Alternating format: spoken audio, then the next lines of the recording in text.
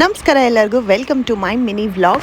April 28 ಪಾಪು second birthday ಇತ್ತು. ಎಲ್ಲರೂ ತುಂಬಾನೇ ಮೆಸೇಜಸ್ ಮಾಡ್ತಿದ್ದೀರಾ ಏನ್ ಬರ್ಡೇ ಜೋರ್ ಸೆಲೆಬ್ರೇಷನ್ ಅಂತ ಹೇಳಿ. ಸೊ ಹಾಗಾಗಿ ಈ ವ್ಲಾಗ್ ನ ಅಪ್ಲೋಡ್ ಮಾಡ್ತಾ ಇದ್ದೀನಿ. ಈ ವರ್ಷ ಅವ್ನ್ ಮುಡಿ ಕೊಡೋ ಶಾಸ್ತ್ರ ಇತ್ತು. ಸೊ ಹಾಗಾಗಿ ನಾವು ನಮ್ಮನೆ ದೇವರು ಅಹೋಬಿಲಂ ಲಕ್ಷ್ಮೀ ನರಸಿಂಹಸ್ವಾಮಿ ದೇವಸ್ಥಾನಕ್ಕೆ ಬಂದಿದ್ದೀವಿ. ಸೊ ರೀಚ್ ಆದ ತಕ್ಷಣನೇ ಅವ್ನ್ ಮುಡಿ ಕೊಡೋ ಶಾಸ್ತ್ರನ ಮುಗಿಸಿದ್ವಿ. ಸಾಯಂಕಾಲ ದೇವ್ರ ದರ್ಶನ ಮಾಡ್ಬೇಕು ಅಂತ ಹೇಳಿ ಎಲ್ಲರೂ ಕೂಡ ಬಂದ್ವಿ. ಕೆಳಗಿನ ಅಹೋಬಿಲಂ ಇದು ವಿಜಯನಗರ ಕಾಲದಲ್ಲಿ ಸ್ಥಾಪನೆ ಮಾಡಿರೋ ದೇವಸ್ಥಾನ. ಸಾಯಂಕಾಲ ದರ್ಶನಕ್ಕೆ ಅಂತ ಹೋದಾಗ ದರ್ಶನ ಮುಗಿಸ್ಕೊಂಡು ಉತ್ಸವ ಎಲ್ಲ ಹೊರಟಿತ್ತು. ಸೊ ಅದನ್ನ ನೋಡಿ ತುಂಬಾ ಸಂತೋಷ ಆಯ್ತು.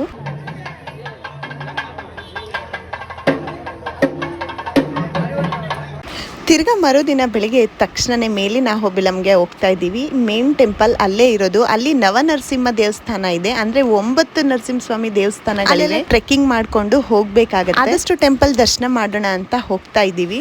ನರಸಿಂಹಸ್ವಾಮಿ ಪ್ರತ್ಯಕ್ಷ ಆಗಿ ಹಿರಣ್ಯಕಶ್ಯಪನ ಸಂಹಾರ ಮಾಡಿರೋ ಸ್ಥಾನ ಇದು. ಇಲ್ಲಿ ಬೇರೆ ಬೇರೆ ರೂಪದಲ್ಲಿ 9 ನರಸಿಂಹಸ್ವಾಮಿ ದೇವಸ್ಥಾನ ಇದೆ. 4 ಯುಗದಿಂದ ಇಲ್ಲಿ ದೇವಸ್ಥಾನಗಳಿದೆ. ನಮ್ ಕೈಲಿ ಎಷ್ಟಾಗುತ್ತೋ ಅಷ್ಟು ಟ್ರೆಕ್ಕಿಂಗ್ ಮಾಡ್ಕೊಂಡು ದರ್ಶನ ಮಾಡ್ಕೊಂಡ್ವಿ. ಡೀಟೇಲ್ ವಿಡಿಯೋ ಆದಷ್ಟು ಬೇಗ ಯೂಟ್ಯೂಬ್ ಅಲ್ಲಿ ಅಪ್ಲೋಡ್ ಮಾಡಿರ್ತೀನಿ. ಬಯೋ ಅಲ್ಲಿ ಲಿಂಕ್ ಕೂಡ ಕೊಟ್ಟಿರ್ತೀನಿ, ಖಂಡಿತ ಚೆಕ್ ಮಾಡಿ. ಅಷ್ಟೆಲ್ಲ ಆದ್ಮೇಲೆ ಈವ್ನಿಂಗ್ ಒಂದ್ಸರಿ ದರ್ಶನ ಮಾಡೋಣ ಅಂತ ಮತ್ತೆ ಬಂದಿದ್ದೀವಿ. ದೇವಸ್ಥಾನ ಅಂತೂ ತುಂಬಾನೇ ಚೆನ್ನಾಗಿದೆ. ಅದನ್ನ ನೋಡೋ ಪುಣ್ಯ ನಿಮ್ಗೂ ಸಿಕ್ಕಿದೆ ಅಂದ್ರೆ ನೀವು ಭಾಗ್ಯವಂತರು.